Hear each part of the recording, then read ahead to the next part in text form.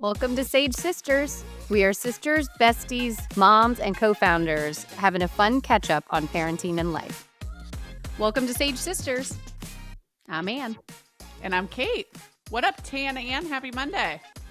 Happy Monday, the weekend after Halloween.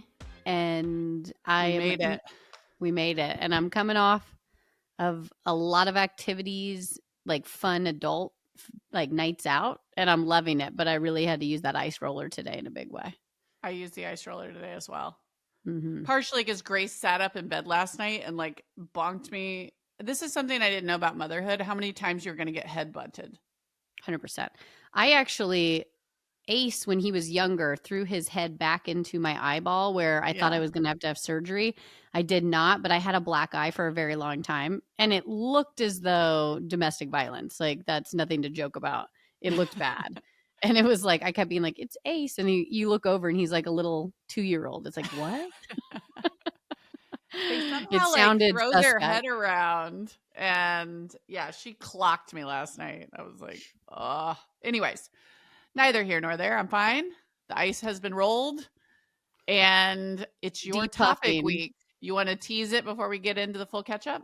Yes. Well, it's kind of perfect because we always talk about our age, how we have to do things differently now. We're depuffing all of the things. Mm-hmm. And you had introduced me to, so we were brainstorming about this, but you had introduced me to a Substack that was all about people answering called Oldster. Yeah. And it's all about people answering questions about their age and how they relate to their age and all the things about things you've learned, all of the things. So we thought it would be fun today to kind of answer those questions together. And I didn't do a ton of prep for this, I have to admit, in a good way. But I was kind of glancing over some things, and we have a shared doc that we use. Yeah. And we had similar answers. So I had to think a little bit more than just off the cuff because I wanted them to be different. And with sisters, sometimes we have some repeats. So I was trying to really dive into like, what is my secondary answer for some of these? So I think it's going to be fun. I'm excited about it. But we'll have to fly through it because there are a lot of questions. Well, it hit my Substack because, I follow a lot of authors. But one author I truly love is this woman, Catherine Newman. Her book Sandwich was so amazing. She had another one, Wreck, that was super good. So anyways, great author. She's older than us. So she's like 57 and funny. Like she's so relatable, so lovable. So anyways, her answers to these Oldster questions hit my feed and I was like laughing out loud. So I just thought the prompts were funny. And honestly, I was like, I have no idea what you're going to say to some of these. So that'll be fun. I agree. I'm just so curious. And age is one of those things that's funny because you can feel young one day, old another. And as you start to, it makes you reflect. I've been doing a lot of reflecting lately, and I find that to be very interesting, especially, I hit a milestone birthday. I was going to say, it's also like, tell me your middle age. I was reflecting. It's like, I know. But it's like, I hit the 40-year-old this year, which is still young, relatively speaking, but it's old for yourself, like I feel old and young. It's a weird feeling. So I feel like I'm doing more reflecting this year of like, what are my goals for the next chapter? So anyways, I'm excited to get into it. All right. Well, maybe let's start with your highs and lows though. What's your high?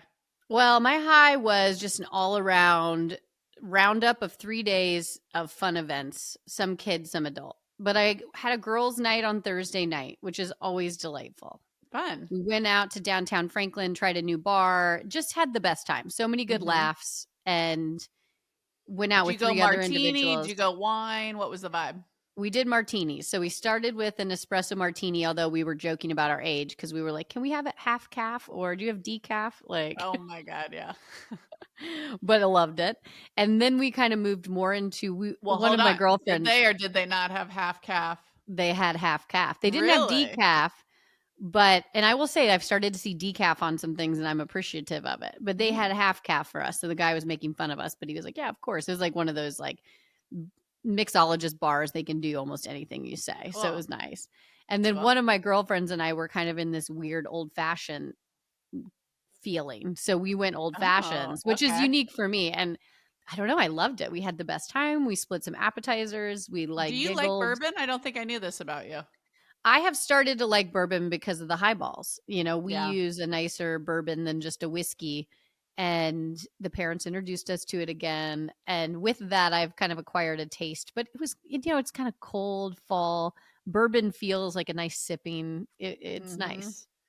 So it's kind of I my tried go-to with lately. bourbon because my husband's drink of choice is an old fashioned, and I keep wanting to like it. It feels like a cool girl drink. Like if you like old fashions, you're a cool girl. Yeah, I felt cool. And then I like order it. I look cool. I feel cool, and I take a sip, and I'm like, so it's like You don't it's like just it. no, I don't. It's not my Well, thing. I used to think that brown liquor made me like angry. Like in college, when I would drink brown liquor, I would be like super independent. You couldn't get me out of the bar. My friends would be like, it's time to go. And I'd be like, you don't even know me. You know, that was like an ongoing joke that when I got too drunk, I would pull the, you don't even know me. Let me live my life. So I've I seen hadn't that done routine a brown. few times. Yeah, exactly. I blamed it on brown liquor, not my personality. So And what's the postmortem? Were you an angry, you don't know me No, on I was Thursday? delightful, cool girl, I think. So maybe I'm back. Bring back the brown liquor. Here we go. So anyways, so that was one night. Then we had Halloween. Delight. Yeah. Halloween with kids. Is there anything better? Kids had You're so much cute. fun. We haven't talked about it, but I loved your pictures. I went through your shared album. In the last minute, I told you this. Ace tried to pull an audible and was like, I no longer want to be a football player or a golfer. I want something scary. And I was like, oh. Anyways, Amazon, this like, I don't know, what do you call it? Like, it was like a mask that you plug in and it has a bunch of different faces. I saw it out, so I know what you're talking about. It's almost like there's some that are like Light Man where you're like a stick and like the different masks. You know what it gives me? Probably tell me you're a millennial without telling me you're a millennial, but Jabberwockies, you remember that dance crew? No, it reminds me of the Justin Bieber video, which was, I think the Jabberwockies were in it or some kind of dancers were in it. Yeah. Yes, 100%.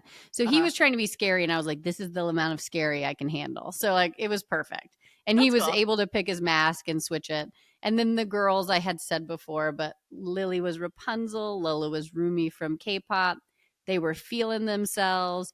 And Phil and I like pulled a last minute. I stole the outfit from your friend and was the French robber of the Louvre. And it was perfection. Did people like it?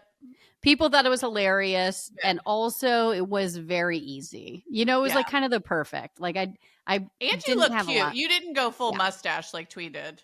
No, I just went black outfit, like a belt with like some jewels and a little beret. The beret was cute. Yeah, it was perfect. And then Phil didn't have an outfit. And usually he's the guy who does an outfit. Yeah. And he claims, I don't remember this, but he claims he kept sending me outfits on Instagram and I just wasn't responding. So it's my fault he doesn't have an outfit. I see. Yeah, as it is. He sent me like the parents dressing him at 6'7" and thought that was hysterical. And then I didn't respond. And so he was like, whoa, I just assumed you weren't going to have an outfit. And then you walk out in full French beret and now here we are. So he went as like the guy who got out of the shower because he was like, well, I can't be nothing. Anyways. I mean, if you were a considerate wife, he could have also been a French burglar. I know. I botched this one, I guess. He really was kind of like, well, I'm glad you thought of yourself. And I was like, oh, shoot, I'm so sorry. But also, excuse me, husbands, it's like, even Chris, I picked out his costume. It's like, it's part of put it on the mom load, put it on the mental burden here. We got to figure out your costume too. Okay. Thought you were an adult. Exactly. Thought you were an adult. Well, anyways, it was fun. We had a blast and we kind of like went to a neighbor's, trick-or-treated, came back to our house, hung out. It was great. And then the last thing we did was we went to a concert for a birthday. A friend of ours and the Revivalist. Apparently they're celebrating a 10-year anniversary of their like album that made them big.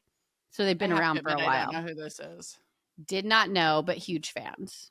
Okay. What's the vibe of it? Is it country or? I'm going to get this wrong, but to me it felt like more of a rocker Mumford and Sons. You know, they had like that really good. It was great. And they were very entertaining. But I have to admit, my favorite part was I love people watching. Yeah. And they had a bunch of different band members with just excellent instrumental skills. And they would pull out another instrument, you know, from behind them. They were just so talented. So talented. And so each of them had the most unique personalities on stage. Like one of them could have been an accountant. He was wearing like khakis and a polo. The other one was like, 70s vibe, tank top and 70s like rocker look. Anyways, it was hilarious. Each of them had their own thing. But the thing I couldn't stop watching was there was a girl in the front row, blonde in a fur white coat. Now, if you want to be somebody that people spot in a large crowd, wear a white fur coat. Like it was bright. How old are we talking as this woman? Like, paint me a picture. I think she was in her 20s. She looked pretty young, although I was kind of far away. But to me, she was like 20s, pretty good looking from a distance. Hot white fur coat. Got it. She was like their number one fan. I thought we were going to see something go down. Like, I don't know if the lead singer is married or not, but I was like, if we're watching Groupie, you get invited to the backstage happen, it's happening right now. We just watched it. We just saw it. And how old were these band members? Were they, I don't know why I'm picturing like 50s. No, like 40. They're like my age. Oh, okay. Late. Okay. No, like they were attractive early 40s, late 30s. Like, no, some of them were I think they're in their 40s. Anyways, it was a scene and I loved it. And I was like dying for this woman in the front. This is what's so great about Nashville too. It's like you have such good talent around you. It's like of all kinds, definitely country music, but it's also like every kind of music and sort of like stand up. And I don't know, I just feel like it's like LA Junior. It's cool. And like the venues are cool. This was a new venue, the Pinnacle, and it was like kind of House of Blues except bigger. It was like standing room only, which to be honest downtown with you, or where was it? Downtown. Ill-advised. I didn't know it was standing room only. I would have picked my outfit different. What shoes you wore? Heels? I wore boots with heels, but my feet were dying at the end. I was like, speaking of 40. Age, standing room only, I'm out. It was still fun, but I was like, I could have done with a seat. I could have had a seat. Well, that feels like a good transition into the Oldster, but what's your highs? Or no, sorry, I went heavy with my highs, but I had to like really. I wanted to hear your weekend. I wanted to hear your weekend. We also had a great weekend. Halloween. The kids are at 7 and 9. We're still peak Halloween year. Yeah, and I've actually decided like perfect peak because a couple years from now they're gonna want to do their own thing with their friends, and we saw that out and about. Younger and you're dragging them in a wagon and like having to, what do you say? It's like we're out of that. So like I think really dialed this in. One, we started way earlier, which last year we kind of went to someone's house and we didn't get outside till almost 7 and we were out really late and like I don't know, it was like suboptimal. Everyone like kind of lost it at the end. Yeah. This year the kids were so excited post school, they got out early. So we started our own neighborhood at 3:30. Oh my gosh. And got out there, hit like the, cute old ladies in our neighborhood who were so excited to see them and hit some of those houses. Then we went to a pre-party that started at like 4:30. Okay. And then we were like outside trick-or-treating by like 5:30. Maybe 5:45. It gets dark so late, even though the time change just happened on Sunday. It still felt dark early on Friday. Well, I thought we nailed it because we had light and we let them go down this one street and they had like closed it off to all traffic. I realized how amazing that is for parents because it's like you can let them rip. You can let them rip. So they, I kind of said, you two are buddies, stay with your buddy. Like I don't want one person like going off, but like for the most part, we let them go. And man, it felt good. And they come back and look what I got, look what I got. They were so excited. We kind of walked casually behind them as they like went off with their friends. I don't know. When you really can casually walk and like socialize, it's perfection. We kind of got there, but at first Lily is still small. She's 3 and she was trying to chase after the others who were just off. They were sprinting and she actually kept up for like 8 houses and then she tripped. Started crying. We had a Band-Aid situation and she just was going, I'm too small. Mom, I'm too small. And I was like, honey, you're not too small, but they're older and want to run. Yeah. So we had one person slow up with us. And then we, my friend Melissa and I kind of followed Lily at the pace with this other child. And at first, Melissa's like me. We don't like danger. We're like trying to get ahead of the danger with the kids. You're fighting your safetyism instincts. Yeah. And she always comes over with like light up everything. And like we light up our kids so we can see them from a distance. And I appreciate that about her. But we started off a little like, slow down, don't, whatever. And like Curtis, her husband, was like, you guys are killing the fun. And so we were like, all right, you're right. Yeah. And then when Lily fell, we slowed up for Lily and they had to chase the Olders. And we could hear them from like across the neighborhood being like, whoa, slow down, that was too much. And I was like, see, if you're fully in charge, you're going to turn a little crazy. Yeah. Although I'm telling you, a street that's got no cars. Yeah. And actually they even had like a barrier at the end where it was like really the kids couldn't run out of it. We let them go. And man, I gotta tell you, that sounds like a dream. Life. It was a dream. Yeah. So I think we're literally going to rinse and repeat this all the way, as many good years as we can eke out of this until the kids get too cool for school. But like, I'm hoping we've got it dialed in. And some of their friends, anyways, it was great. It was I know. Great. Yeah, we had some really good friends with older kids that held on this year. They said, be with us this year, and it was great. Yeah. But we're losing it. I was also proud of myself, my year of do less. And she was like, hey, I'm happy to have people over, but like, can everybody bring something? Which I love because it's like, keep it cash. I don't want the host to have a huge burden. Yeah. So she's like, I'm going to order pizzas and we have some drinks. But like, if everybody could bring something, that'd be great. Yeah. So I had committed to bringing a salad. And in my mind, I was going to go to Trader Joe's. I was going to, put together a nice thing. And then Friday happened and I was like, the week was long and I was like pooped. Yeah. And the thought of getting off my ass to go to Trader Joe's in the afternoon was just like, it's not what I want to do. I really want to sit here and watch Survivor with my kids. Okay. Yeah. To like have an hour of downtime before we go back out. Mm-hmm. So long story short, I just DoorDashed a salad from a restaurant. Perfect. And worked great. Why do I forget about this? This is an Did option, you put it in a bowl and pretend you did it? Nope. I just literally brought the DoorDash bag because I didn't care. And I wanted, it's like almost like, let's lower the bar, everyone. And by the way, this salad was way better than what I could have made. Yeah. No one cares. At the end of the day, no one cares, especially when they're close friends. Close friends. No one cares. DoorDash that salad. So anyways, I was proud of myself. That was personal growth. That was a do less for me. Thank you. Yeah. Anyways, okay. A couple other highlights. My son's hair got cut. And this is like everyone please pause and stand up and clap. Cal has had some anxiety about getting his hair cut. Mm-hmm. And it was starting to get to the point to eat, he would have to hold it. It was getting long. I loved it, but it was also getting to the point where he wasn't letting you style it either. So it was tough. No, it was starting to turn into dreads. So I was like, when you go through it with a comb and it's like starting to just like rat real thick. I'm like, buddy, listen, I was waiting for you to do this and say you were ready, but we can't see your face. To do homework, you're lifting your hair. Like, we got to trim at least the front. Right. So, I tricked him and I said, just a trim in the front so that you don't have to hold it. That's it. I'll let it be shaggy. So he was finally like, okay. And then I literally was like, he's going to get nervous if I book this from a couple days. So I booked it for like 2 hours later. The best. Well, because when I want to do my hair, I want to do it 2 hours from now. It's just impossible with adult hair to do that. So awesome. So I paid up a little bit to go to the nice barber that had some availability, but I was like, honestly, totally worth it. This place was great. I will say, I think they cut the front a tiny bit short, and like if it's down, it's giving like little Dutch boy. No. Is it giving pie crust? What's the movie where he stands in the corner? I know. Well, that he was there before. Old country. Old country for old men. No country for old men. There it is. Pie crust central. Yeah. Oh no. That's where we were. Now it's better. I will say it's a little bit like it needs to be styled in the front to look cute. If it's down, it's giving.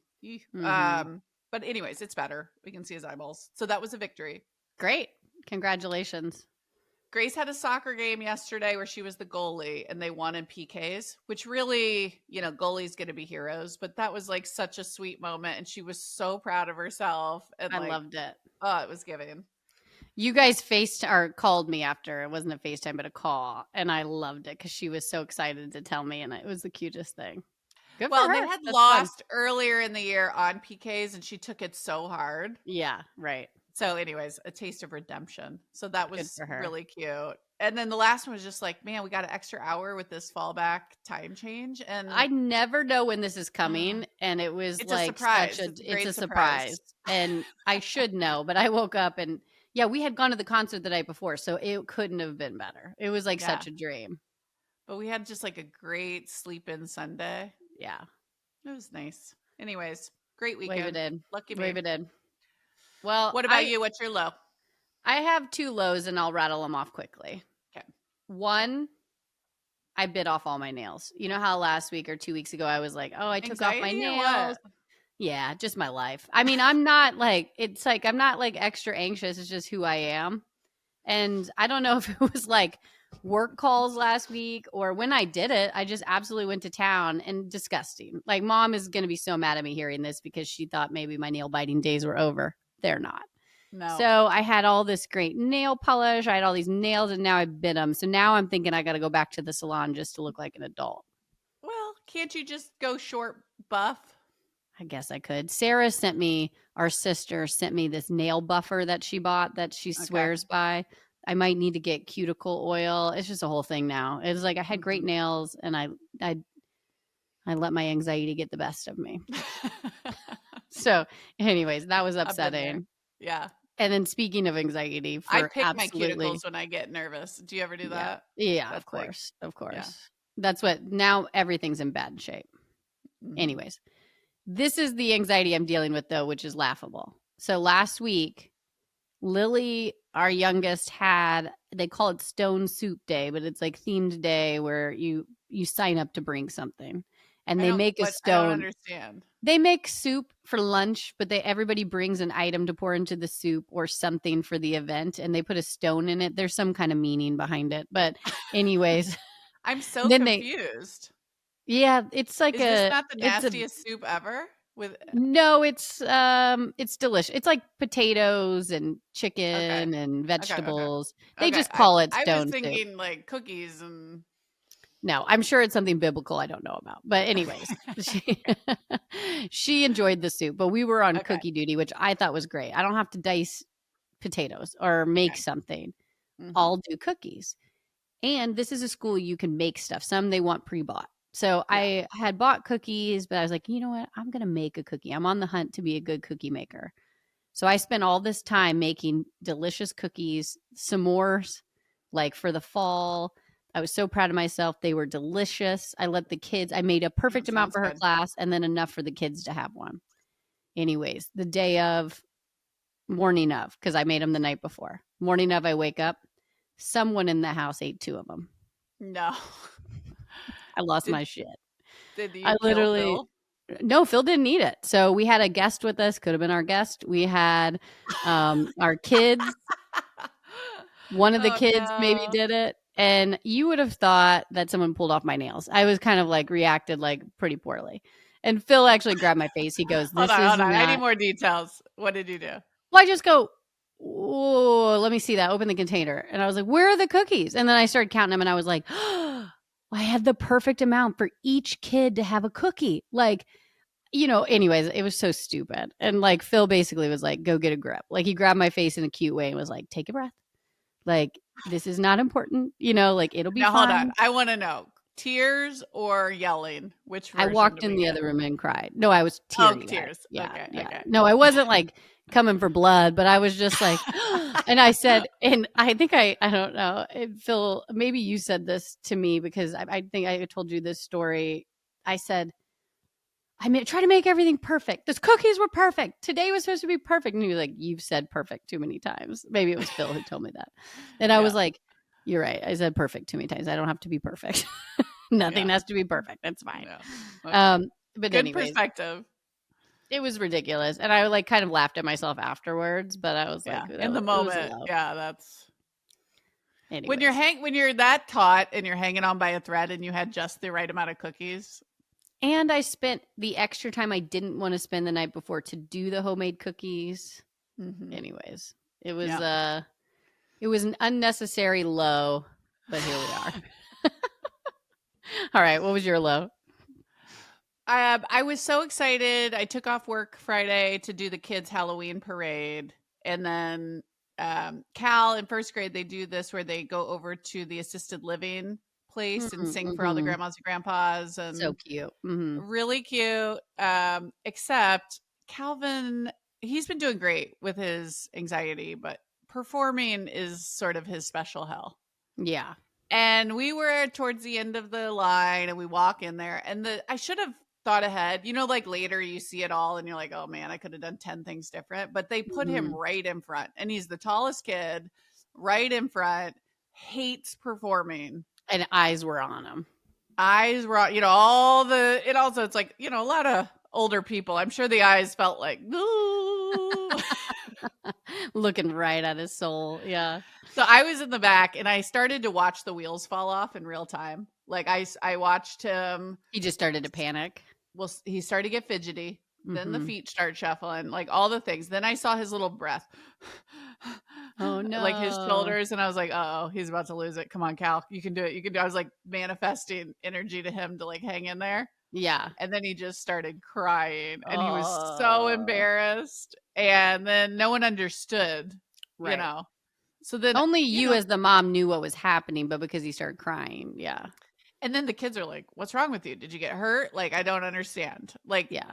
And then which is going to make it worse. It made it worse. It just set it off over and over and over. Yeah. And over. So his little anxious meltdown at performing was just heartbreak city. Like afterwards I sat in my car and like had a couple tears because I'm like, oh, it's just like, what a sweetheart. But I don't know. We got to figure out the right balance of like, I want him to get some skills and like be able to speak in front of a room, but I don't care if he's not a performer. And like, this is really his hell. So it's like, I don't know the right sweet spot. What do you think? No, I think finding coping just to get him through something like that. So like when he's in a group setting, but like, there are a lot of adults that public speaking is a fear. And that, I think it probably is the number one fear. I've read this at some point somewhere, but it was like the number one fear people have in life is public speaking. So like, I think it's totally normal, but to get some coping just to be able to get around a situation like that, where you're in a setting, those settings. And I was thinking, had he been tucked in the back, I think it just would have felt different.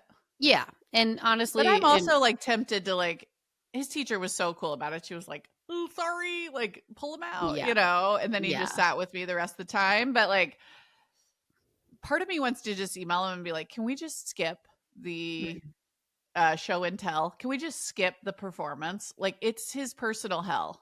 I know, but then there will be times in life for assignments he'll have to get up and speak, and I think that you need to push through with the assignments. Like he doesn't need to go into a special class, but he needs to get the ability, in my opinion, to get through show and tell and stuff, because that will happen in life. Like in work, like think about how many times in work they like call you out on even a Zoom call that you have to speak. Like he needs to kind of have that for a life You're right. skill. You're right. Yeah, we're gonna have to still work on that. It was Heartbreak Hotel. And then Grace had a friend over Friday night, which was great. This was after trick-or-treating. We had a sleepover. Okay. Because we had an early basketball game the next day. That could have been my low, but I was gonna say early sports the day after Halloween. Also having a sleepover the day before an early game, mistakes were made. She wouldn't have been able to come because her parents needed to go out of town. So I was kind of doing a friendly favor. I got it. Yeah. And I told the girls, have fun on Halloween. I don't give two shits about this basketball game. And even though I'm the coach, like, suffer through it, take a nap afterwards. Like, who cares? Right. So I didn't like rate them in too much. Anyways, they were actually great at the sleepover, except they're getting into this like makeup phase. And like, so they got into my makeup, and I didn't realize this until later, but they ended up accidentally getting lipstick all over my white chair in my bathroom. Yeah. Unfortunately. And they ruined like a few things. And I told Grace the next day, it's one thing to do it. Like, this is my nice makeup. But you didn't tell me about it. Like, had you come right away and been like, we just got lipstick on this chair. And she goes, but I didn't tell you because I thought you might be mad. And I go, yeah, exactly. But like that, like I'll respect you and I'll help you and like I'll be reasonable, but you got to come and tell me right away. If you hide it, I go from like a level 2 mad to like a level 10 mad. Like you're going to get punished. There's consequences if you lie about it. Right. So we had to do some disciplining on that front because it was like hidden. She was like, but I hid it because you would be mad. I was like, exactly. That's what bravery is. You totally get that. That's going to be, that's kid stuff, like working through that, because I remember that feeling too. Like, and I know, but we talk about it all the time with our kids. If you, and like on the makeup front, I'm just like, should I get her own makeup so she stays out of mine? Or do we just, this is just what it's going to be, I think, where it's like, and we already had no matter if you get the makeup or it's yours, the situation will happen. Yes. And like, I think push off makeup as long as possible, but I let Lola wear makeup sometimes because she's obsessed with it. But I want her to wear mine. I'm not giving her makeup yet, but we're younger than you. You're coming up soon to. I wish she wasn't into this at all. Like, truly, I'm just like, oh, I don't want to be here, but she is here. And I also don't want her to totally hide it. We're kind of at this place where it's like, she's starting to get little crushes on boys and she's starting to like notice makeup, and it's totally normal. And I want her to still, I don't want her to hide it from me. Here's the thing is, what's giving you the ick? It's just knowing that all of those Sephora babies exist and social media is taking that get ready with me to the next level. It's not the 9-10-year-old who actually just wants to wear makeup and play and have crushes. So you're projecting on her, like I am to my daughter, when they do things like this, to a degree. Like, you're right. You're right. It's like, I don't even let her.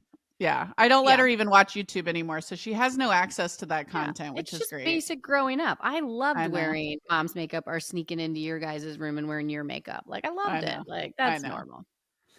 I know. So anyways, I was pissed about the chair. So now I have a ruined chair, basically. So I was like, dang it. Nothing worse than furniture, because it's just expensive. And it's like, I'm not rebuying makeup. chair. Makeup's expensive. And it's like, she ruined my caffeine drops. They like basically broke it. Yeah. And then like a bunch of my new nail polish, they left the lids off of and they dried and got weird. Yeah. And I'm just like, it's one thing to use it and it's another thing to ruin it. Rookie. Yeah. Yeah. So anyways, that was my parenting heartbreak, parenting anger. Sorry about you. Well, mine was over eating cookies, missing cookies, and yours was over makeup. We all DoorDash those cookies. We're doing pretty good though if those are our lows, right? I agree. Exactly. All right, you got anything on your mind before we hit the topic?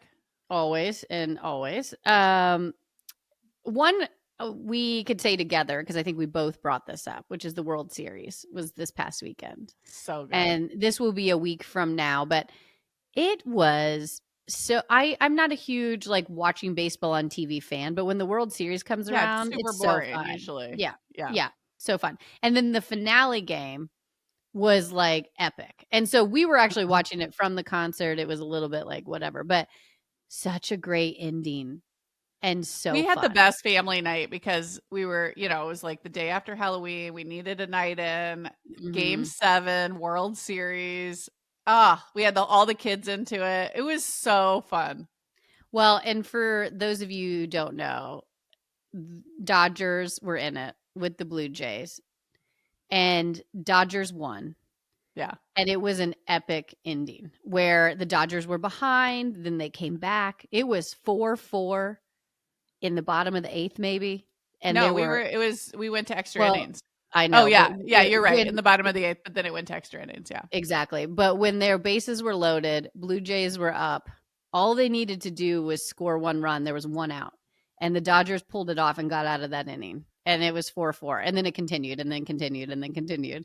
But like, so fun. It was such an epic game. Well, even the last at bat, it's like, had he hit a run, the other team would have won. At that at bat, either team could have won, and the Dodgers pulled out a double play to win the World Series. It was insane. It was so fun. Insane. But one takeaway that I thought was fun is, did you see this? Will Smith has won the World Series. Is it seven years in a row now? Yes. And I thought it was the same person. So it hit a little different when I found out it was two different Will Smiths. Oh, I thought it was him. No. So Will Smith, there's two of them. The name is like, oh, okay. But there's only two. So like Will Smith with the Dodgers who won and actually hit the home run to win. Yeah.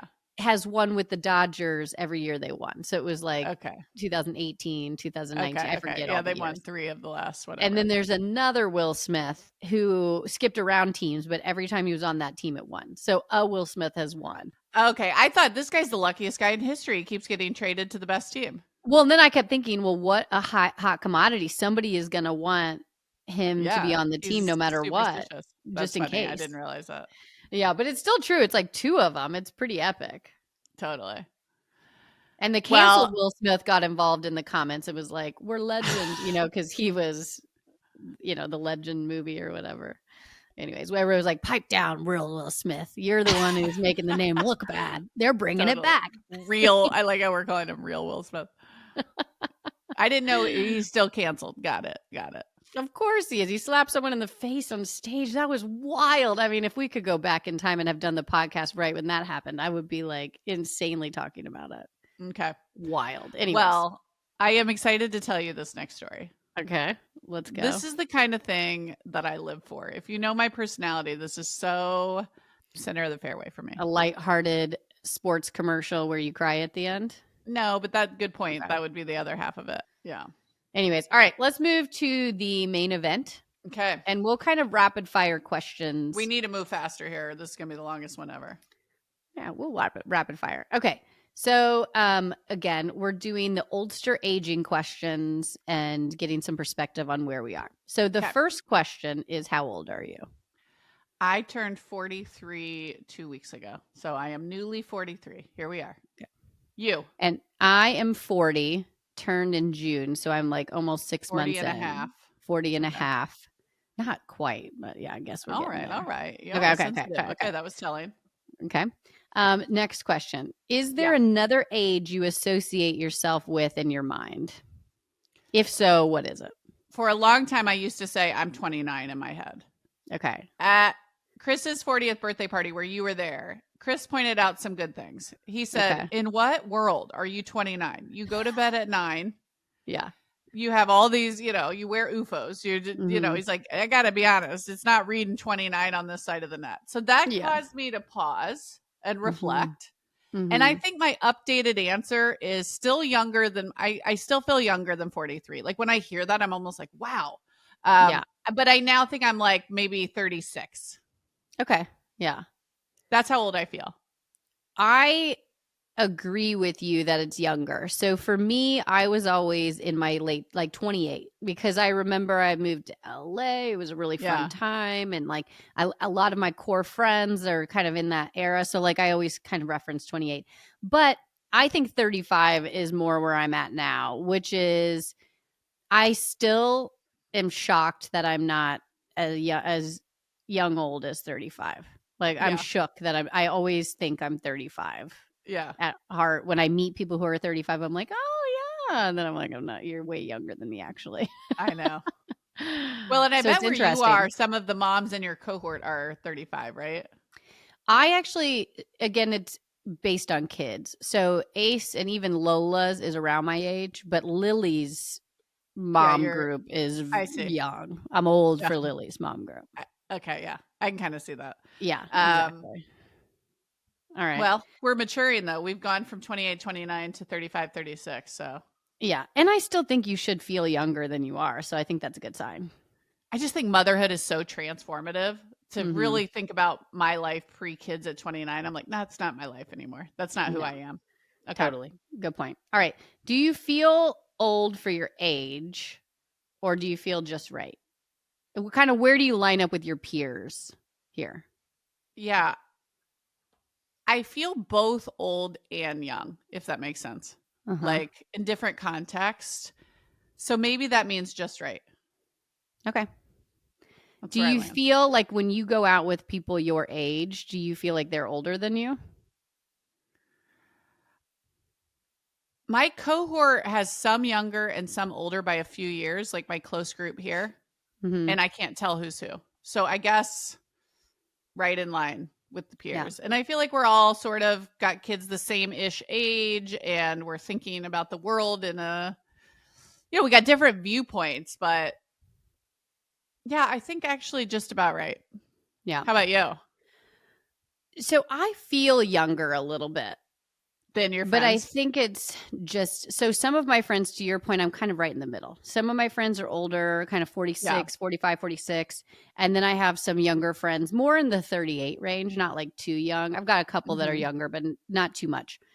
But I always feel on the younger side. Like I kind of feel like when they're talking, I'm like, oh, you're one of the younger ones. And whether that's true or not, I also like reality check. When I check pictures, I'm like, no, I'm my age. But like I feel younger. You know what I Uh-huh. mean? Like I feel like I dress younger than like some people I see in their 40s, like Yeah. all the things. At least I try to. Maybe that makes me look desperate. Like that's also not great. Well, It's you like get have that sweet youngest spot. kid energy too.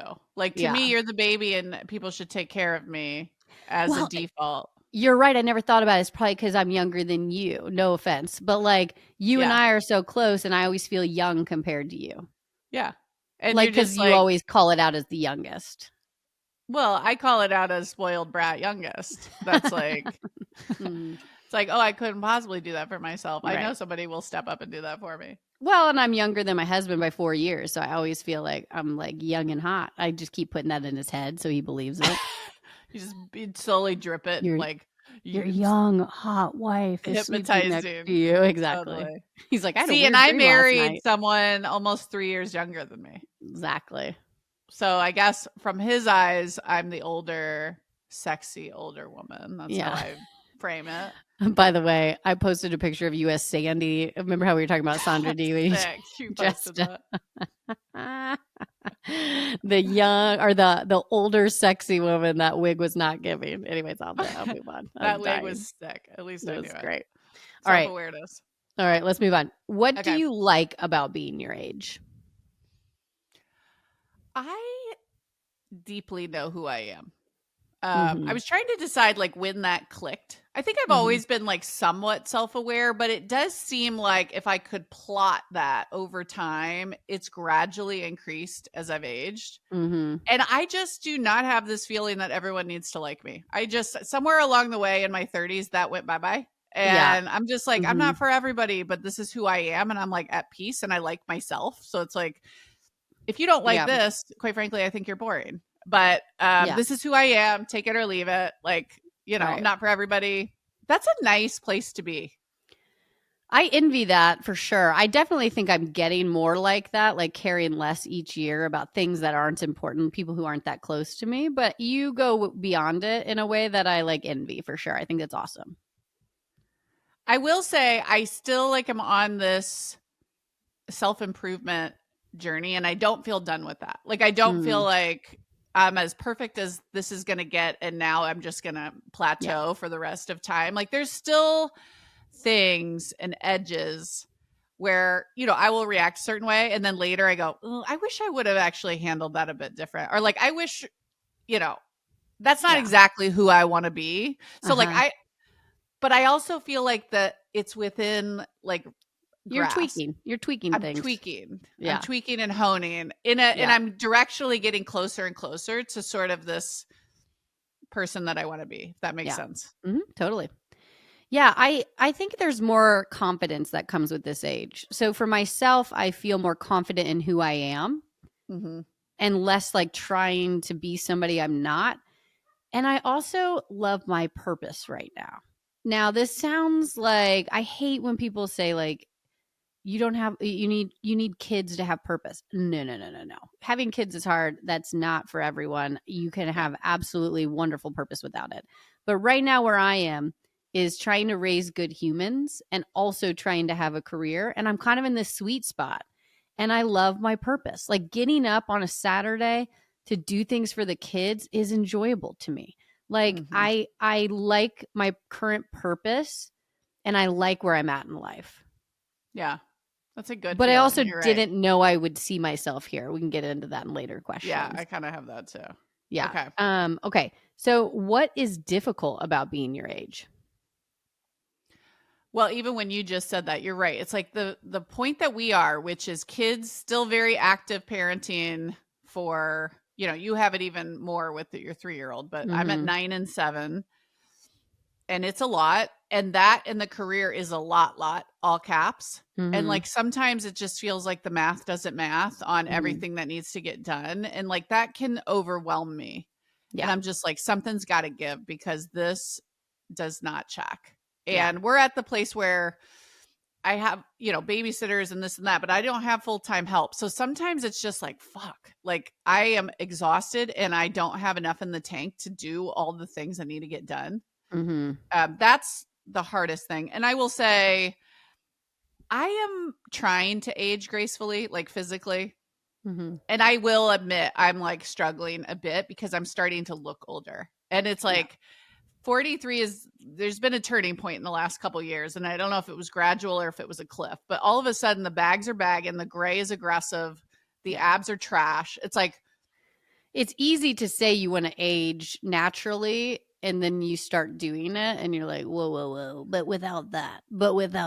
Yeah, it's like, it is interesting. well, and I think if you had asked me 10 years ago, I would have said, I'm never going to put poison in my face to paralyze it. And now I'm at, shoot me up I'm going to every use couple a months. little Botox, but keep it natural. And I'm sure in a decade from now, I'll be like, all the things, do all the things. I don't know, but it's like, I am fighting the good fight here. Or maybe the bad fight, maybe the vain fight, like whatever. I don't know your position, but like, I'm not going quietly into the night as I age. I'm fighting. Yeah. I'll try to go all natural hair for a while, and all of a sudden it's too gray or white, and I'm like, forget it, bleach it. It's like, it's a difficult place to be. I kind of am similar where there's aging things that are happening. I used to be able to eat anything I wanted, and I always was relatively healthy and worked out, but like the whole hit of a wall where it's like you can no longer do these things. And now I'm actually not even thinking about health in only vein. Like I'm thinking about it like I want to live long. I want to have a healthy life and be the grandma that gets down on the ground with the kids. And that feels old because it used to just be all vain. You know what I mean? It's like now I need to do it so my bone and joints stay with me. Now you're thinking about longevity. Totally. Exactly. So that is just I think that's an interesting place to be for sure. Mm-hmm. Okay. What is surprising about being your age or different from what you expected based on what you were told? I lived in New York City in my early 20s and then Chicago, but like very urban Chicago. Like there was a huge stretch of my life I did not own a car. And in that era, I really imagined my even 40-year-old self as married with kids, but living this like very urban version of that. Yep. That's what I would have said. That's what I would have said I'll have. And the reality of my life is like I'm living 45 minutes from San Francisco in a very suburban environment, and I couldn't have picked this for myself. That would have surprised my 25-year-old self for sure. And I think I had a bit of an adjustment when I moved out here, sort of recalibrating. Wait a second, my identity a bit is super high achiever, and I think I had this story of like all the interesting and important things happen in the city, and it's total bullshit, honestly. Like now that I'm out here and actually like but more you kind self-contained, thought maybe it would be too slow paced or boring or not enough around you. Yeah. And I'm settling into it and realizing like you can do important stuff from the suburbs, and I can have a slower life and still have it be an important life. As your good friend Julia says, I don't like to be in the busy as much as I thought I was going to be. I don't want to be in the busy. Like I don't love large crowds all the time. Like I'm completely content with a slower paced life, and quite frankly have become more of a homebody. Now I still love to socialize.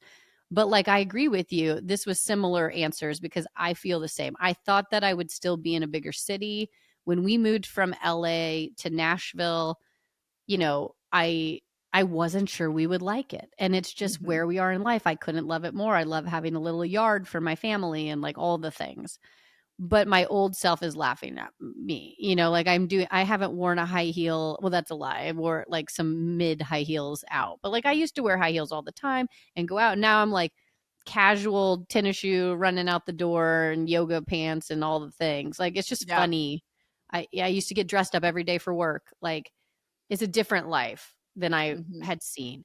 And I also think this is not too like, woe is me, but I thought I would be at a different place in my career. And what we're doing with Sage Haven has brought that excitement back.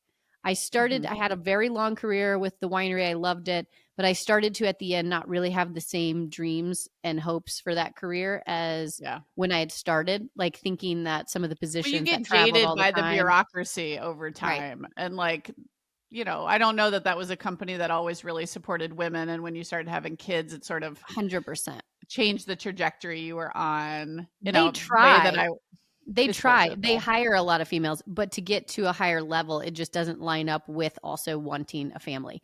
And then, you know, I kind of felt like I started over. And that start over was a weird place for me because I really was in that career for a very long time and higher up Used in to a good being way. used to having all the agency. Yeah. So, anyways, it just felt like a reset early on in my life. I wasn't quite sure about, but now I'm in such a healthy place and such a great work life balance. Like it just, everything happens for a reason is not something I truly believe in all the time. But in that situation, it did happen for a reason and it got me to a better place. It pushed me out of my comfort zone to get to a better place that I didn't even know could exist. I love that. Okay, let's keep moving. I'll hit on a similar topic in a couple questions. What has aging given you and taken from you? Given deep, self-contained, quiet confidence. Maybe not quiet, just quiet and not quiet confidence. Yeah, not quiet confidence. Not that quiet. In your face confidence. What it's taken is my metabolism. The second I saw this, all I could think of, my friend Mike Cooper has like the world's best quote on this, but it just like really speaks to me. It's like, I have to work out like a triathlete to maintain chubby. And nothing has ever felt truer. That one sticks. Yeah, I love that one.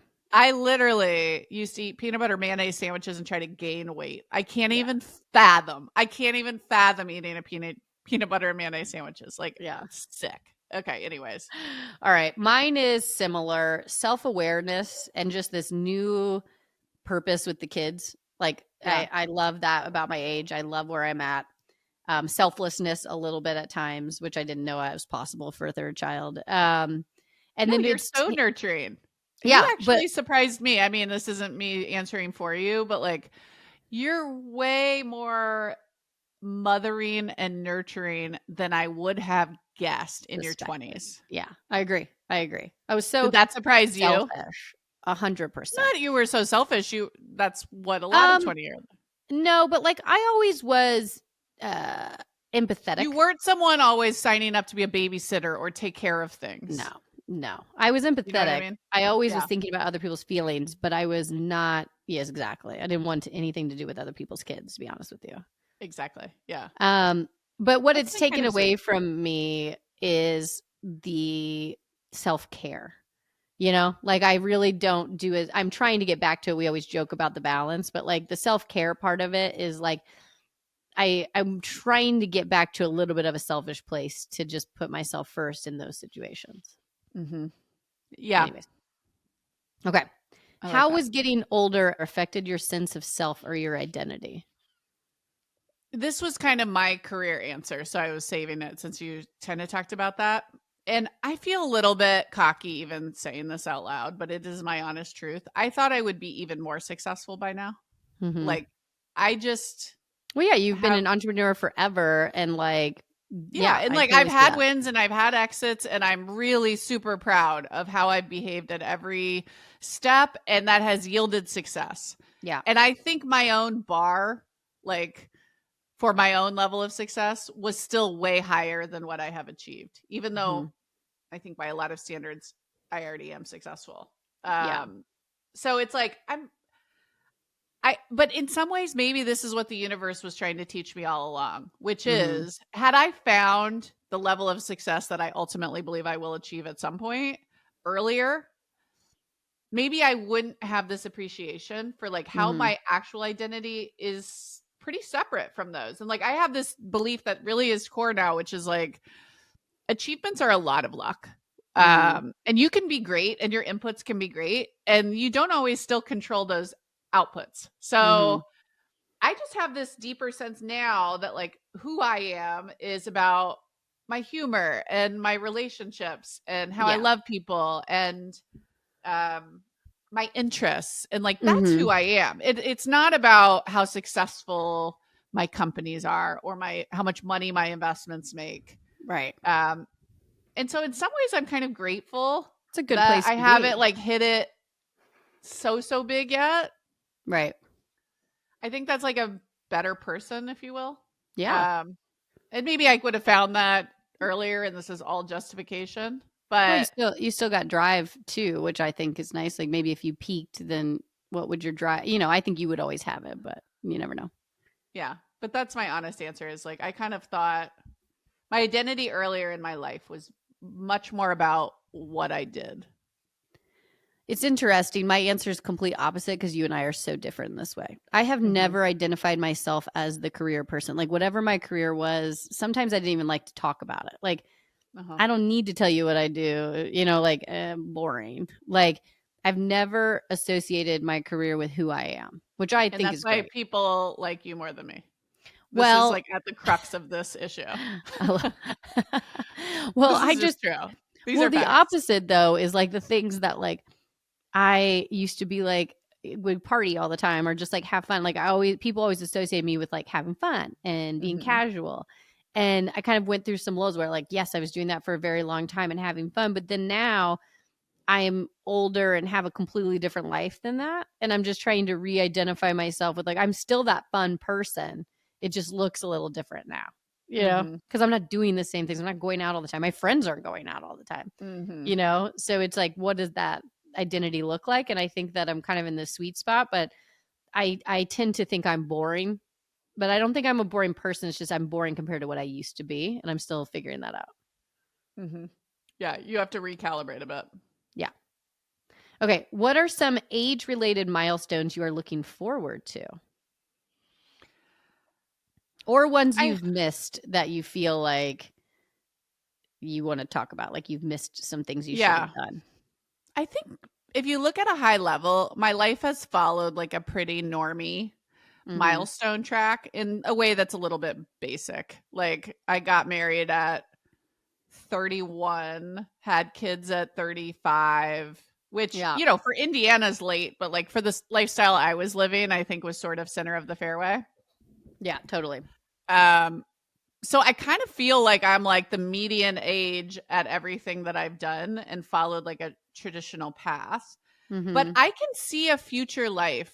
Like now that some of these core pieces are in place, it's like I can actually envision a future. And I'm looking forward to even being an empty nester. I know that sounds crazy, and I love this time with my kids, and like I don't want it to go by faster, but it's like I can see how that stage of life will bring joy, and I can see having more time for golf and travel and drawing and reading and like these things that I deeply enjoy but just like don't have enough time for or money or whatever to like really execute right now like that.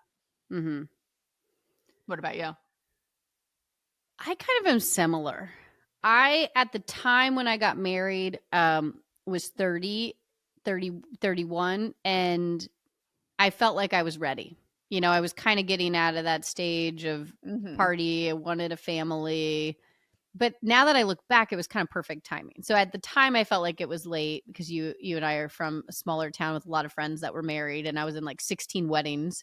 And I always felt like I was the single one. By the way, I know, but like I always felt like I was the single one. And so like, anyways, but now I like love the trajectory of where it's been. So I just kind of, to be honest with you, like viewed myself as a stay-at-home who's like a fitness instructor and like all this stuff, and that didn't happen. and I love where I'm at, but like I think I hit all these milestones. I just thought I would be somewhere different, which is probably like not a bad thing because that I never knew that was your vision board, was like a hot fitness with the rich husband. Yeah, 100%. 100%. You could still be that. My favorite. I can still be that. My favorite fitness instructor. When you come out, I'm going to take you to her class because speaking of this, like who are you inspired by? I don't know if we've got there yet. We're not, but let's move there because it's pretty good. Who are you inspired by? Who you want to be like? Who is older than you that you're inspired by? Okay, one of them is the Spenga instructor. Okay, and She is in her late 50s no, she's in her 60s easily. She's probably, now that I'm saying this, she's probably in her mid 60s. Okay. And she's just just like a light. You know, these people that are just like so joyful, they're so authentic, but she's such a fun instructor. She's super strong and fit. Yeah. She's just aging in this way that I'm like, man, I hope I'm you in 20 Love it. years. Yep. Totally see that. I love the old ladies who still play tennis together, and they have this Mm, great deep friendship, you can tell, and they laugh when they make a mistake, and it's like really adorable. love that. Lifelong friends that you still hang out with and do things with would love that. Yeah. That's Love cute. that. And I also felt a little bit inspired. I just had recently watched this Martha Stewart documentary on Netflix. It had been on my watch list forever, and like, I don't know, I was just looking for something last week and it was the right amount of time. Yeah. And Martha's such a baddie, but it's like the way she reinvented herself almost every single decade Yeah. kind of She inspired really, me, because I think there's this tendency to be like, okay, all the career stuff I'm going to do, I'll knock out by 50, 55. And then I'll move into this sort of retirement thing. And it's like, she really said F that. She really, every decade, did something really interesting. What about an onion? Like when Martha Stewart first came on, it was all like, oh, like pearls and sweater, wearing a white sweater and making some kind of lasagna or whatever. Like, it's just like, what adapted to her era. Like she did. I didn't she realize though how strong and kind of aggressive she is. Like she's kind of a no nonsense person. I know. Maybe that spoke to me. Well, mine was funny because mine was Jane Fonda. I think Another badass. Yeah, I think it's like the fitness part of it, but she's just old. She's always been into fitness, but she just looks great, but she looks natural. And like maybe she's had some work done for sure, but like I think she looks pretty good. I know she's had a lot of work done, but she's had a ton of work done, but she still looks good. I think she still looks good. She doesn't look so done that it's like crazy. And I think she owns who she is. Yeah. All right. What age-related adjustments have you recently made, like style-wise, beauty-wise, health-wise? I stopped playing basketball when I had my son. Partially, it was a tough birth and like physically could not play basketball for a while after that. Yeah. I also have stopped Olympic lifting. I used to do CrossFit, and again, I was like just feeling some like injuries and like rotator cuffs and sort of stuff. And I kind of had this moment where I was like, I got to be honest with myself. I don't think this is like my best workout for my current physical state. So I have made some tweaks. Do you have any on the physical front? Maybe we'll go together here. Yeah, I mean, honestly, kind of similar, which is I'm just trying to redefine what healthy looks like at this age, because I think I always had this mindset it was like super thin and super strong. And I don't think that that's totally off, but I think it's just there needs to be a realistic adjustment. I used to do CrossFit, to your point, 6 days a week, and I looked insane, and that's just not possible anymore. And I agree with you. It's a different kind of lift. After I had my babies, I kind of had to recalibrate what type of hard workout looked like. Yeah. So I think it's similar, honestly. What about it's style? Also hard, like maybe similar. It's like, you know, I played college sports, and the physical shape I was in just like can't be attained later. It's just, unless I didn't work and I made that my whole life. Like I did then. Like my secondary life where I'm a fitness you're a fitness instructor. Yeah. I mean, that's what you would have to do to have it at this age. Totally. So comparing myself to my old self is unfair, similar to you. Comparing your body to your 6 days a week CrossFit body is totally unfair. Totally. So it's almost like we got to more than that and let it go. Yeah. Still in mourning. All right. What about style? I have a pretty clear sense of style for myself. And part of it is like never too trendy. Like one thing I really admire about, why am I blanking? Vogue, Miranda from Devil Wears Prada. What's her real name? Oh, Anna Wintour. Sorry. Anna Wintour. Yeah. Uh-huh. I read this thing that's like, you could take a picture of Anna Wintour at any time and not know what year she's in, because she has her own sense of style that doesn't follow a trend. Yeah. I really like that, and I'm trying to do that more and more and more, where sometimes I still will, go wide leg when the jean goes wide leg, or like now I'm starting to get into taller socks and not ankle socks because that's Yeah. like what's in style. Right. But my dream is to just like never be too trendy, but just have my own sense of style, my own classic vibe. I agree. You've always been very classic. I think classic looks so good too on our age. Like classic staple pieces are what look the best than when you're trying to follow a trend for sure. But I still like try new things, but You are more it only trendy. works You out. kind of Yeah. like the trend, which I also think looks good on you. It works out sometimes, and others it does not. So it's like a hit or miss. So I'm trying to be like a balance, but I do think like with makeup, for instance, too, and like hair, it's like trying to figure out that changes a lot based on age, so my makeup process looks different because fine lines with like the old makeup isn't going to work anymore, so I do think it's about like trying to figure out more natural looking and all that stuff. So I'm with you. Stay away from the crazy trends. And then health wise, we already talked about it in the last one. It's just I'm walking a lot more than doing heavy, intense, like even Orange Theory was my big thing after CrossFit, and it was hard on my knees. And it's like, I still like the lifting. Heavy weights is always important, but it just looks different than it used to. Totally. And I never want to be the parent that doesn't enjoy pizza night on occasion and things like that. So I'm trying to have that balance too of like not being. Well, that's my next one, which is just like, what adjustment do you refuse to make? I just put like, I refuse to relinquish pleasure. I refuse to not have a cocktail or enjoy a food, enjoy carbs. It's like, I don't know. Remember when you and I were in Chicago and we'd see these like beautiful people and we'd be like, she doesn't look like she's having any fun. Yeah. Like, exactly. Oh man, the hotter they were, the less fun I perceived them to have. But I it's always like say there's some truth in that where it's like she's not happy, even though I she's want to perfectly enjoy my happy. life. I want to enjoy my life at the expense of even, perfect body, whatever. Totally. All right. What turn of events has made the biggest impact in your life? Making out with Chris at Tainted Love, which is an 80 cover band. Just your You've brought that spouse up a few really times, does dictate your life a lot. But I married someone that I maybe couldn't have even predicted for myself. He is a real gift, honestly, but he's slow.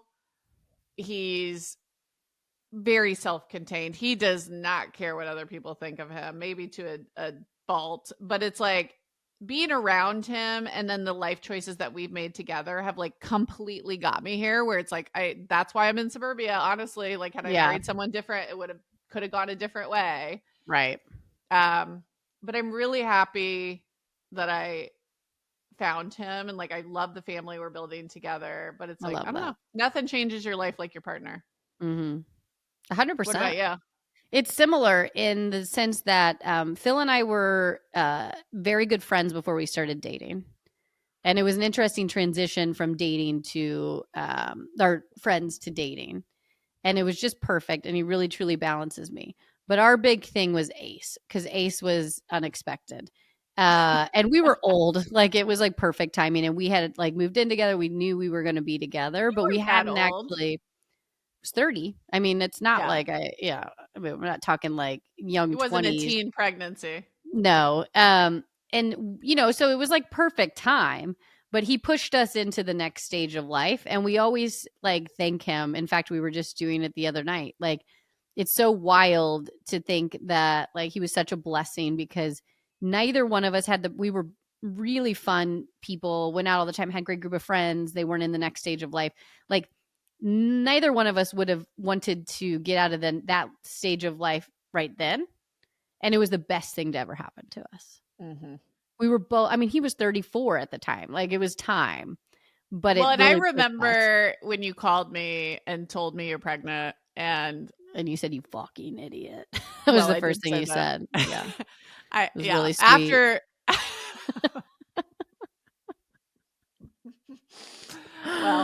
After that. Yeah, after that moment. After that, you had lamented, like, I love my current life. Like, I am so scared. Right. Yeah.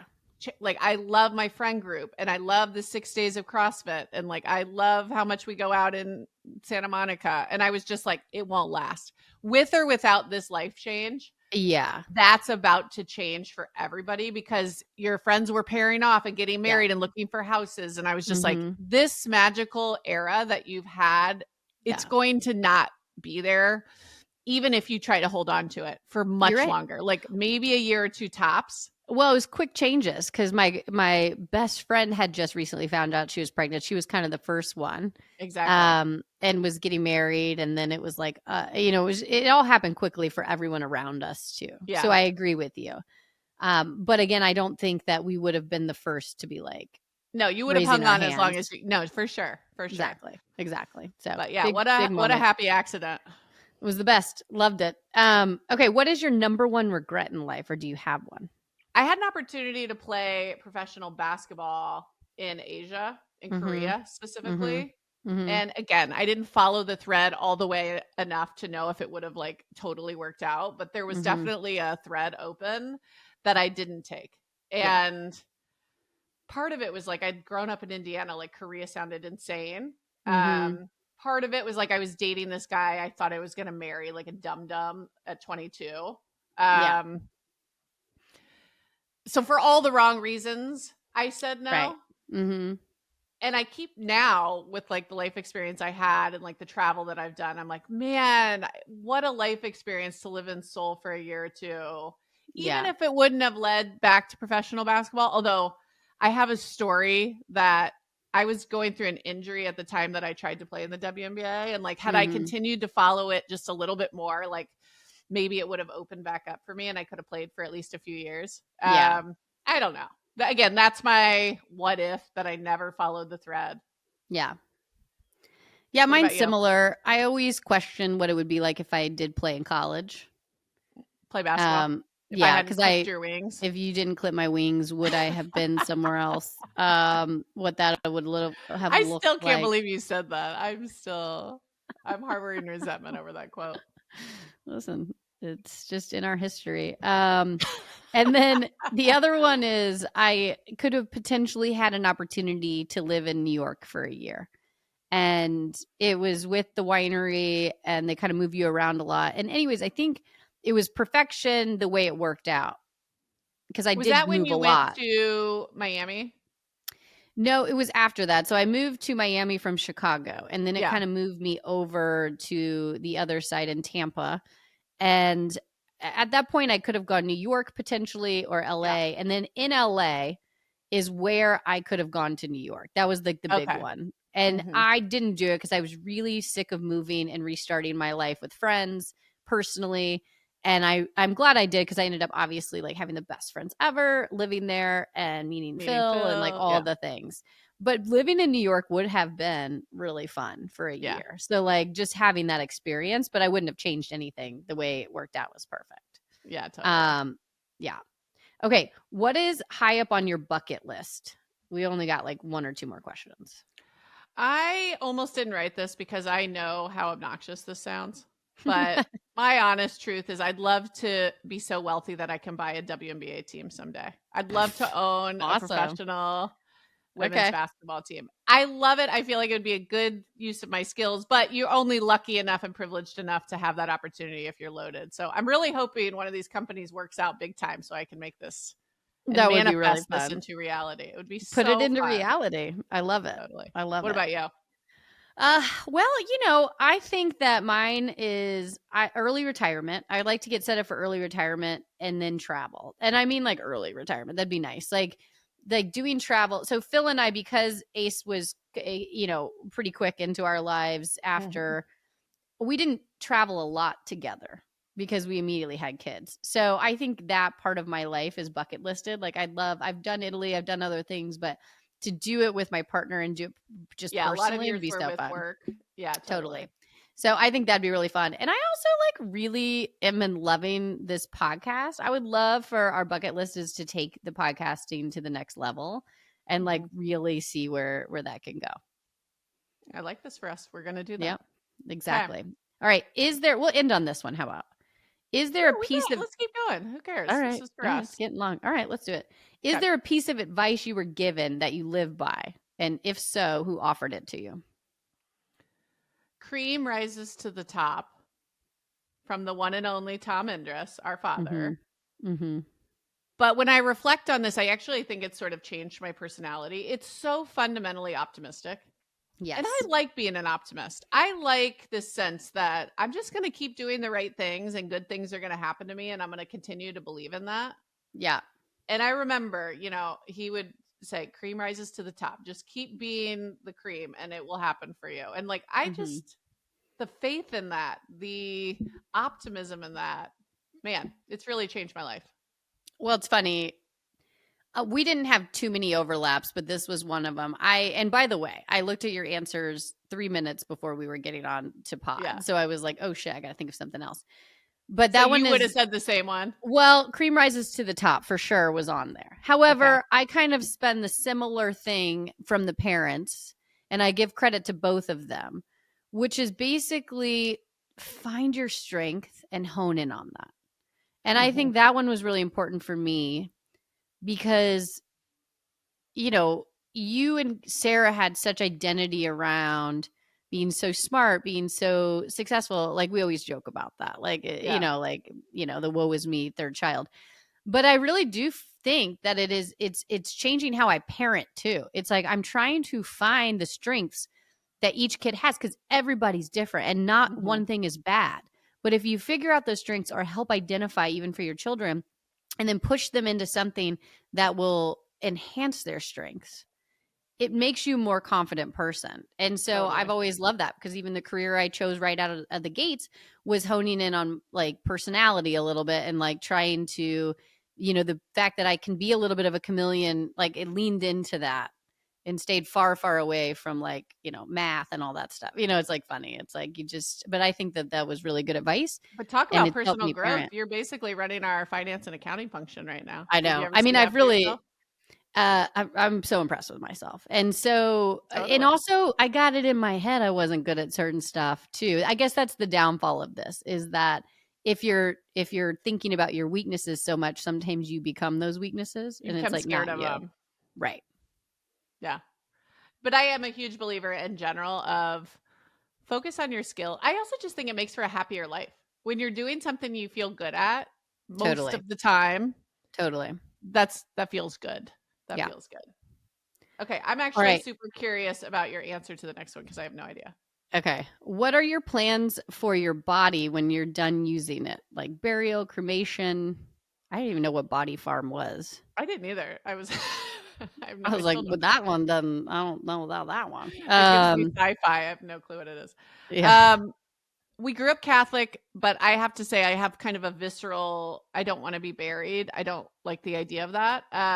So I've always said cremated. And I used to say, I want to be scattered at all the places in my life that were important to me. That feels like so profound. And then my husband... That list feels long though, right? Well, then Chris goes, Jesus, high maintenance even in death. And so something really hit about that. Yeah. Well, then I kind of thought about it. I'm like, it is too much. It's too much. Here's what I don't want. I don't want to be cremated and sit in an urn in someone's house. Ick. Set me free. So here's my thought. Pick one spot. I honestly don't care. Preferably somewhere pretty.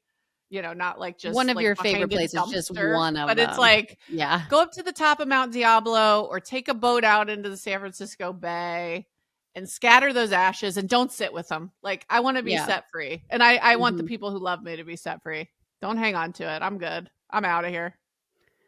Yeah, I think slightly differently. Okay.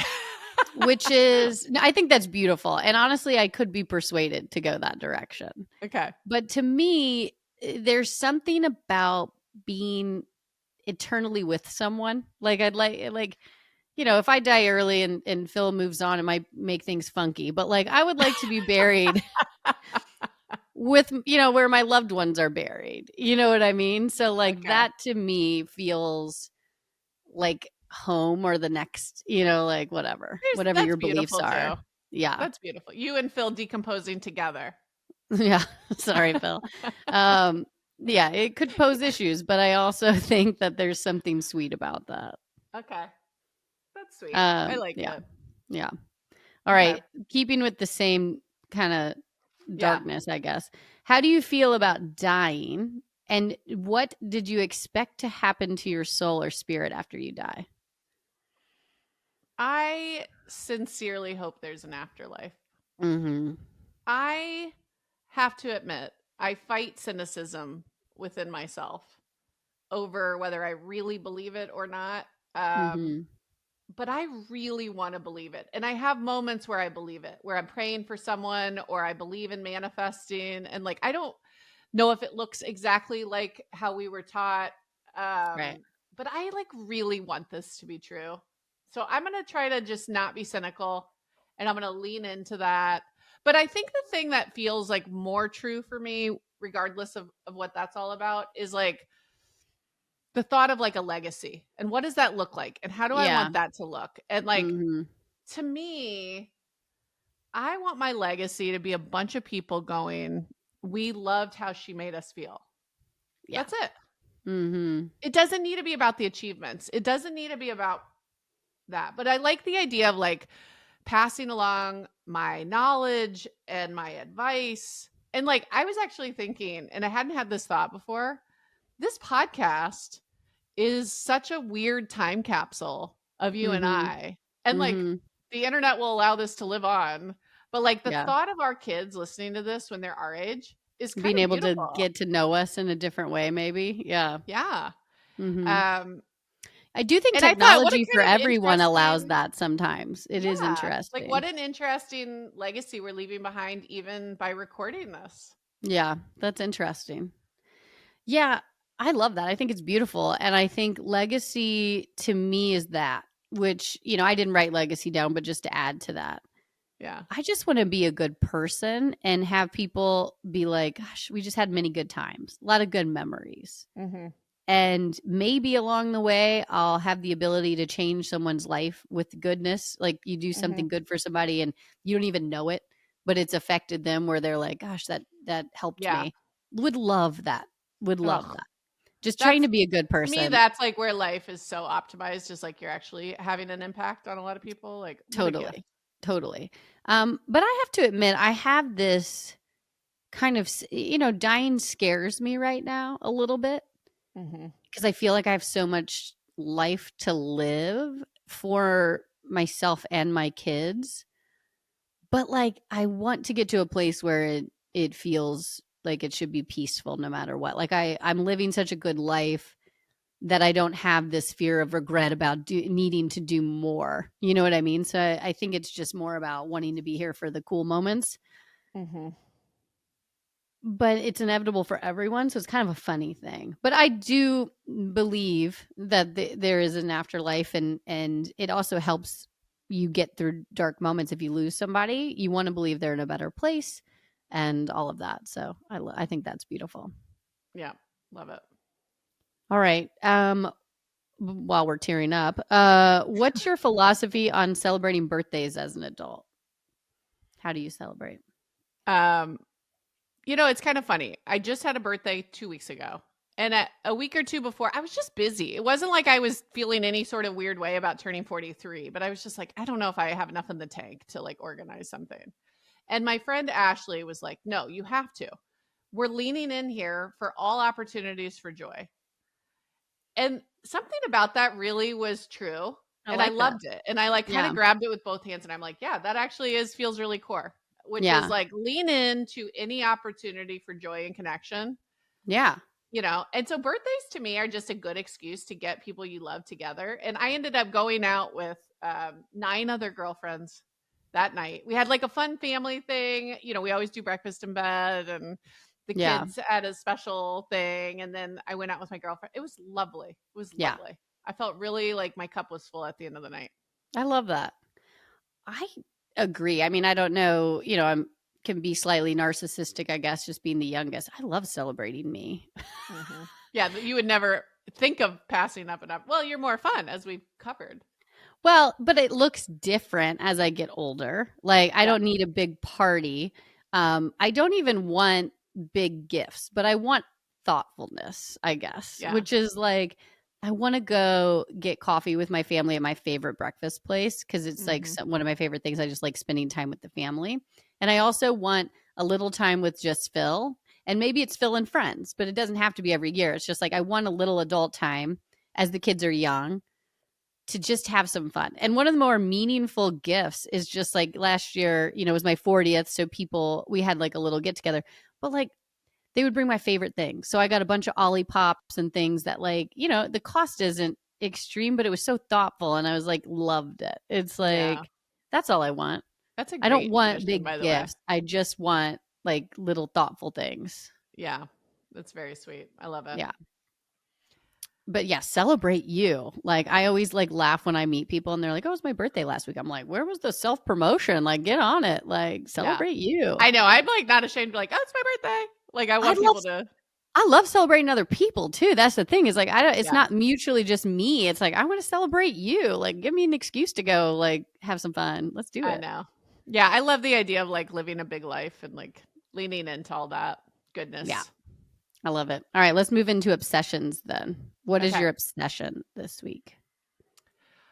I have a trip to New York coming up, and something about New York makes me think of outfits in a way that like no other place that I travel, I'm thinking about my outfit a week before.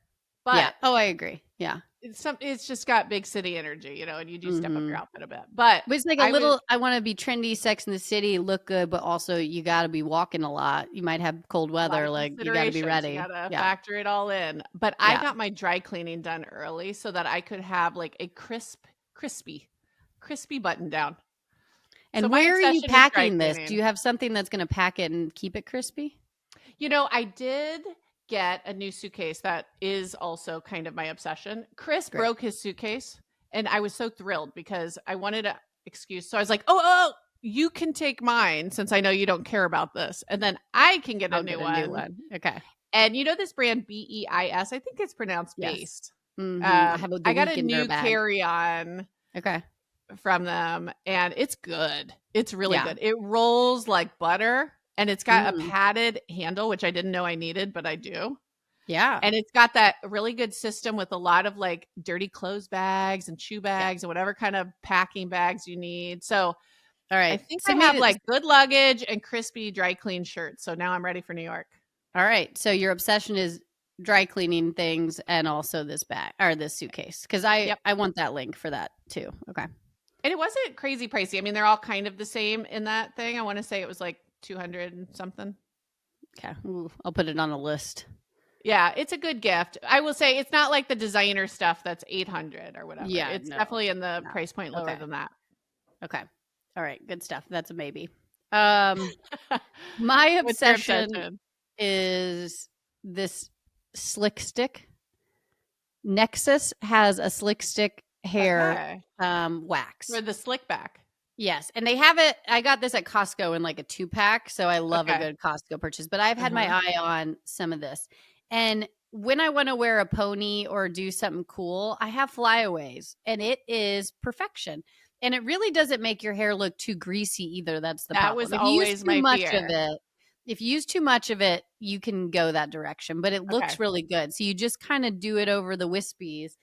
And it's been really improving my hair up game. I do Now, do you go where this is a slick back only, where it's like really tight? That's the look you're going for here? Exactly. So you can do it with a slick back clip down like this, or you're going straight back. And when you go straight back, I still have flyaways under here, and this is improving that.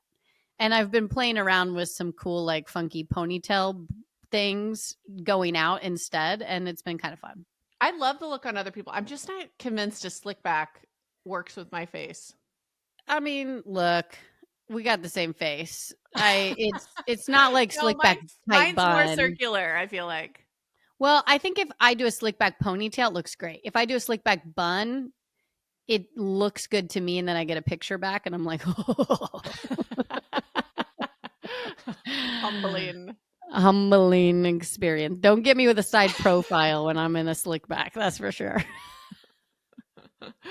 No, I've seen you in a slick back pony. You look great. I just think for me, even though I love it on other people, and I'm worried about greasy hair, and I'm worried it's just not a flattering look on my weird little head. Well, we got to get your ponytail looking a little fluffier because you just have shorter hair. It's harder with shorter hair. I want more hair. I want it thinner. I guess I could do like a extension. Those are so expensive. I've looked into it. Every time I go And they're into a hard salon, with the ponytail too to like hide them if you're going to and do just the ones. maintenance. I I don't know. like And that. then I just feel like my ponytail's not thick, not like a good horsetail. We have joked about it. I am not like I'm here for fake hair, and I have those halos. You should get a halo, and then you should get like a halo But do ponytail halos one. work for a ponytail? No, but they have other ponytail. Like I've gotten a fake pony before, and they're decent, especially if you like, especially if you're doing something with it. Like Like a sometimes slick just a back classic with a pony. pony where I'm adding hair and it's real thick. I think that could be hot. I agree. You got to find some fake hair that works for you. That's not full on extensions. Mm-hmm.